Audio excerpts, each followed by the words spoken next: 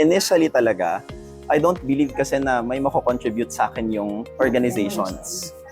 Rebap proved me wrong. Gawin na lang natin na guide yung law of karma. Na kung ano yung ibinigay mo sa universe, babalik sa'yo like 10 times more. Gusto ko because of its collaborative members. For the seniors, may mga bata tayo. So, pag yung dalawang yun nagtagpo, nagkakaroon tayo ng collaboration. Yeah. Yes, the wisdom, the new technology, the skill set, the experience, the knowledge, pag pinagsama mo yan, sobrang ganda niyan. Hello and welcome to another episode of QC Talks, where we feature the Broker of the Month. Before I present to you our featured Broker of the Month, let me first give some introduction. He is a licensed real estate broker and appraiser who graduated magna cum laude from Gardner College, Diliman in Quezon City. He is a sole proprietor of Primus MBN Realty, where they offer general brokerage specializing in residential and office leasing, as well as secondary sales. His team also provides comprehensive documentation and lease management services. He is an outgoing person, and I can attest to that, and a very sociable one. He always strives to conquer his stage fright. He is passionate about racket sports, namely badminton, tennis, paddle, and pickleball. He also loves playing volleyball, and he was also all at the same time, and he is a Rockwell Leasing top broker from 2014 and 2024. And he was also the top leasing broker of 2016 from Shang Properties. Ladies and gentlemen, our broker of the month is none other than Mr. John Batulanon, CRB. Hello. Hi, Beth. Hi, good afternoon. Hi, hello. Good afternoon, everyone. CRB, our first question, walk me through the Marjon Batulanon that we don't know yet, or yung mga hindi po nakalagay sa profile mo, portfolio mo, na nabasa ko. Okay, so siguro start naman tayo sa simula. So, Sige po. yeah, I was born and raised in Bukidnon, in Mindanao. So I am a certified Bisaya, no? Guided by the wisdom of my three beautiful lolas, who also trained me to become the entrepreneur I am today. So I remember nung lumalaki ako na every time na may kailangan ako sa school, let's say if we have activities, no, sasabihin lang sa akin ng lola ko, sige, kumuha ka lang ng ano, or ng mga lolas ko na, kumuha ka lang ng dahon ng saging, kumuha ka ng niyog, and then gagawa sila ng suman, and then I would sell them. So ako yung magbibenta. So yeah, na-train ako that way. So naging young entrepreneur ako during those years, and then nadala ko siya, na-adapt ko siya hanggang high school. And then I came to Metro Manila when I was 17. So I worked different jobs, no. Nag fast food chain ako, yung mga fast food restaurants, nagtrabaho ako doon as service crew. I also worked sa mga department stores, supermarkets, no. And then my real estate journey began in 2011. So during that time I worked as a leasing assistant. Sa leasing na talaga? Yes. Tapos it took me 6 months before my first closing. So medyo mahirap din talaga kasi nga viewing ka ng viewing, dami mong gastos, tas wala ka namang income. Pero nung nag-start na siya, yun na, nagtuloy-tuloy na siya. And then na-realize ko na okay, may magandang opportunity nga sa real estate. So, yun nga, nag-decide ako na kumuha ng lisensya. And nung nalaman ko na kailangan pala na kailangan na mag-bachelor's degree ka para makakuha ng licensure examination sa PRC. So, nag-enroll ako sa BSRM program ng Gardner College noong 2016 and graduated magna cum laude noong 2019. And then 2020, pandemic hits. Yeah. So medyo na-postpone konti yung pangarap natin na magkalisensya. And then medyo naurong lang. Yeah. So 2022, finally natuloy yung licensure exams. So pumasa naman tayo first take, thank God, Yes. sa Revlex natin at saka sa Realex natin. So yeah. CRB, with that naman po, why Rebap Quezon City? And why did you choose Rebap per se amongst other brokers organization? Okay. Why Rebab QC? Well, si President Tresti, a friend of mine and also a classmate from Gardner, invited me to join the organization. Plus, si Patrick ko also.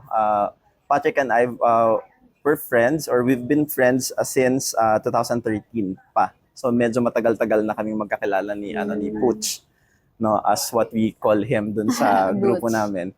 And I joined Rebap without having any expectations kung ano yung magiging journey ko sa organization. Because initially talaga, I don't believe kasi na may mako-contribute sa akin yung organizations. Any organizations. And Rebap proved me wrong actually. So, yeah. Yun yung journey ko kung paano ako nakapasok sa Rebap QC. Dun sa journey na yan, CRB, what are your struggles naman in handling your realty and at the same time, all at the same time? Okay. Managing a small business in the Philippines, especially the real estate service, no. Yung industriya kasi natin, it's a complex industry, especially ako nasa general brokerage ako. Yeah.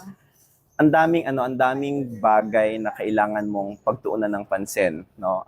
From monitoring your clients, monitoring listings, to marketing, documentations, sobrang dami. So Yeah. yung pinaka-challenge talaga sa akin is yung organization. Kung paano mo i-organize yung mga bagay-bagay. Good thing is I am pursuing my Master's in Business Administration at the Philippine Christian University at the Wow. moment. So like Wow. currently I'm pursuing. So lahat ng learnings ko from Yeah. my MBA program, na-apply ko siya doon sa trabaho, sa negosyo, no? So nagkaroon ako ng sistema. So naging mas maayos yung supply chain management ko. So right now, it's easier for me to monitor yung listings ko, yung clients ko, kung meron na ba akong mga tenants na mag-expire yung kontrata. At least naka-database. Yes, lahat kasi nailatag na, no? Nailatag na. So mas madali na lang sa akin. So it's a matter of putting a system, and then once na running na yung system mo, be consistent na lang din siguro dun sa pagsunod ng sistema, with the help also of yung mga tao mo na mapagkakatiwalaan din talaga. With your team. Yes. Since you have your own realty that offers general brokerage, specializing in residential and office leasing, as well as secondary sales, how do you handle being very active in Rebap Quezon City all at the same time? Okay, Beth. I think yan yung easiest question na naibato mo sa akin so far, no? Yeah. I always find time sa mga bagay na gusto ko. Okay, that's first. Second, mga bagay na nagbe-benefit ako. Third, mga bagay na nai-enjoy ko. Fourth, masaya ako. And I think this is the most important, mga bagay na mahal ko. Okay, una, punta tayo dun sa gusto ko. Okay.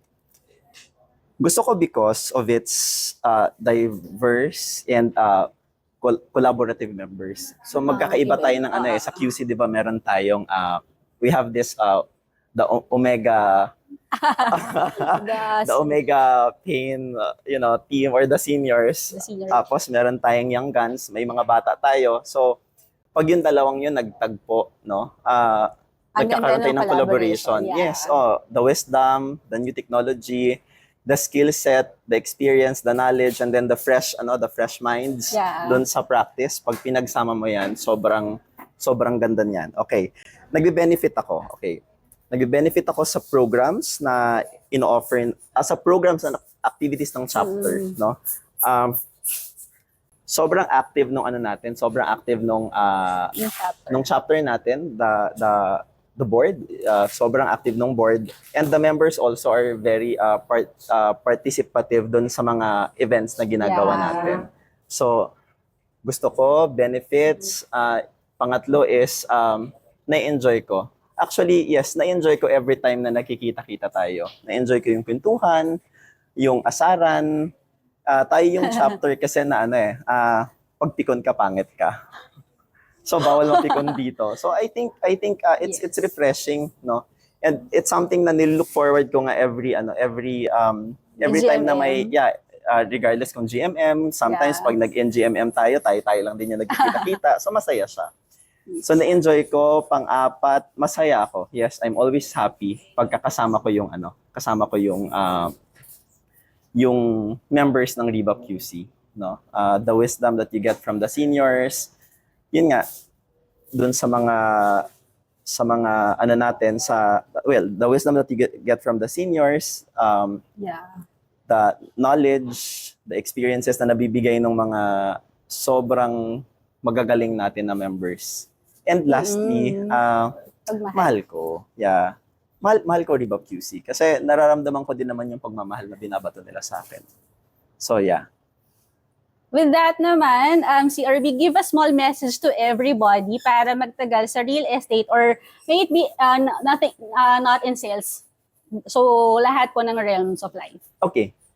I think I still lack the wisdom and experience to give or share advices, no? But one thing kasi na nakatanim na talaga sa akin, it's my life's mantra na kung meron kang gagawing isang bagay, gawin mo na 100%. Ibuhos mo na. Tama. 'Di ba? Kung may gagawin kang isang bagay, gawin mo ng maganda or might as well, huwag mo na lang gagawin. Kasi, mag-aaksaya ka lang ng oras eh. Mag-aaksaya ka lang ng oras mo. Aaksayin mo lang yung oras ng mga tao sa paligid mo. Yes. Tapos, ano pa ba? Nasa industriya tayo na ang puhunan natin is integrity Tama. and credibility. Yeah. So, do what's right. Do what's just. Do what's good. For my last question naman, what give us a pieces of advice naman for the younger generations para mas magtagal sa sales natin with the advancement of technology? Okay. Technology, it's actually for me, it's a two-edged sword. Malawak. Sa lahat ng bagay yata na naimbento ng mankind, I think pwede mo siyang gamitin or lahat ng bagay na naimbento ng human, no? Pwede nating gamitin sa mabuti or sa masama, no? Nasa atin na lang kung paano natin siya gagamitin. And siguro gawin na lang natin na guide yung law of karma. Na kung ano yung ibinigay mo sa universe, babalik sa'yo like 10 times more. So I think yun yung guide natin doon sa paggamit ng technology, no? Pakinabangan natin. Ang daming advantages na pwede nating makuha sa technology. Kaya niyang padaliin yung trabaho natin. Yes. For example na lang doon sa replies natin sa emails, we can use AI, 'di ba? Yeah. Doon sa paggawa natin ng documents, we can use AI. So, gamitin natin for those things, no? Sa ikabubuti ng profesyon natin, sa ikabubuti ng serbisyo na binibigay natin sa kliyente natin. Yeah, always choose to be good. Yes, Yun lang, always. Yun lang naman si RB John. Thank you so much for your time and experiences na shinare mo sa amin. And lastly lang po, may 3 takeaways lang po akong masasabi for now. Although ang dami-dami kong nakuha from him, unang-una, pag mahal mo talaga yung ginagawa mo, you will give time, effort, lahat yan magkakasama na. And lastly, yun nga yung sinasabi ni CRB John na pag mahal mo yung ginagawa mo, mamahalin ka rin ito back. So, the law of karma, yun yung lagi nating tatandaan. So, see you all sa next episode ng QC Talks and salamat for viewing.